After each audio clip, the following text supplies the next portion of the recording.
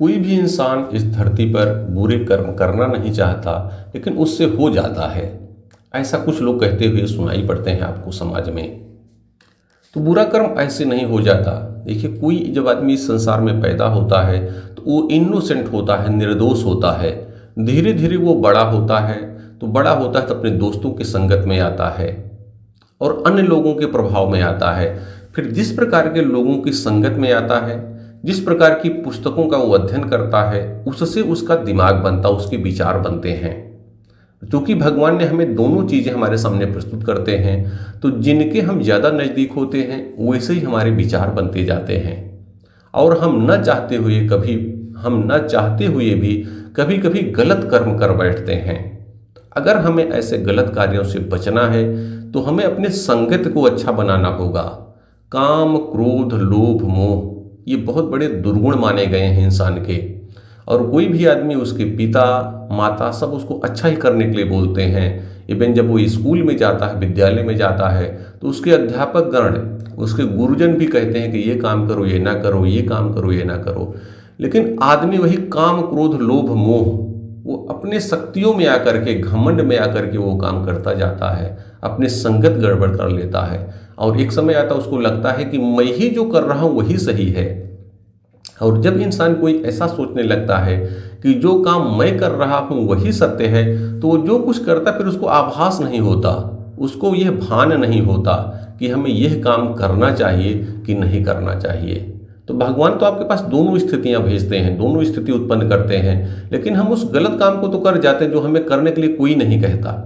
और जो काम लोग करने के लिए कहते हैं उसे हम करते नहीं हैं। तो याद रखिए, आप ऐसा कर सकते हैं, लेकिन उसका जो परिणाम होगा उससे आप बच नहीं सकते। तो कोशिश कीजिए, क्योंकि आपकी संगत से ही आपके विचार बनेंगे। जैसी पुस्तकें आप पढ़ेंगे, जैसा दृश्य आप देखेंगे, उसी से आपके विचार बनेंगे। तो अगर आपको अपने विचारों को बदलना है तो अच्छे लोगों की संगत में रहिए, आप बुरे काम नहीं करेंगे। अच्छी पुस्तकों का अध्ययन कीजिए, अच्छी चीज़ों को देखिए, आप देखिए और यह कल्पना कीजिए, यह मान के चलिए कि भले दाएं बाएं आगे पीछे से कोई आपको नहीं देख रहा है, लेकिन जो ऊपर परमात्मा बैठे हैं, जो ऊपर शक्ति बैठी है, दैवीय शक्ति है, वो आपको देख रही है।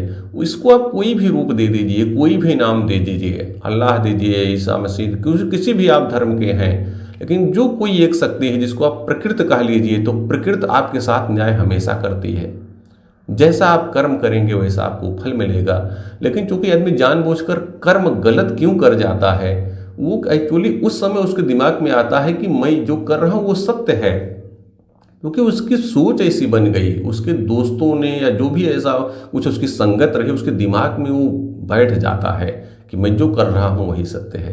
तो कभी भी ऐसा विचार आए तो थोड़ा सा देखिए। उसका नियम है कि आप अगर ऐसा कोई काम कर रहे हैं जो आप अपने माता पिता के सामने नहीं कह सकते, आप वह काम न कीजिए, वह काम आपको नहीं करना चाहिए। जो किसी के सामने अगर आप वह काम कर रहे हैं जिसे सुन करके आपके माता पिता को बहुत अच्छा लगे, उन्हें गर्व महसूस होता है, तो आप वह काम कर जाइए, वो आप गलत नहीं होगा और आपको उसके लिए पछतावा नहीं होगा। एक नियम ये है। दूसरा नियम ये है कि यदि आप वह काम कर रहे हैं जो चाहते हैं कि मेरे बच्चे भी वही काम करें, तो आपको वह काम करना चाहिए। आदमी खुद ये चाहता है कि हमारा बच्चा चोरी ना करे, झूठ ना बोले, ईमानदार रहे, परोपकार, दूसरों लोगों को मदद करे, और खुद नहीं करता। तो अगर आप ऐसा कर रहे हैं, खुद वो चीज़ नहीं कर रहे हैं, तो अगर आप ऐसा चाहते हैं कि मेरा बच्चा ये काम नहीं करे, तो आपको भी वो काम नहीं करना चाहिए। और ऐसा अगर आप कर्म करेंगे तो आपसे गलत काम नहीं होंगे, फिर गलत कर्म आप नहीं करेंगे। और ये जो प्रवृत्ति आपके अंदर बन जाएगी कि हमको इस तरह से अपने लोगों को बनाना है और हमको कोई हमेशा वाच कर रहा है, तो आप गलत कर्म नहीं करेंगे, आपके द्वारा हमेशा अच्छे काम होते रहेंगे। इसलिए भगवान ने एक नेक इंसान बना करके आपको भेजा है।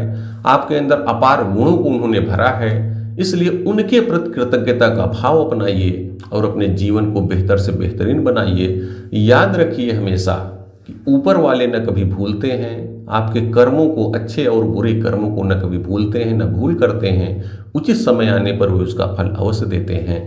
बहुत बहुत धन्यवाद।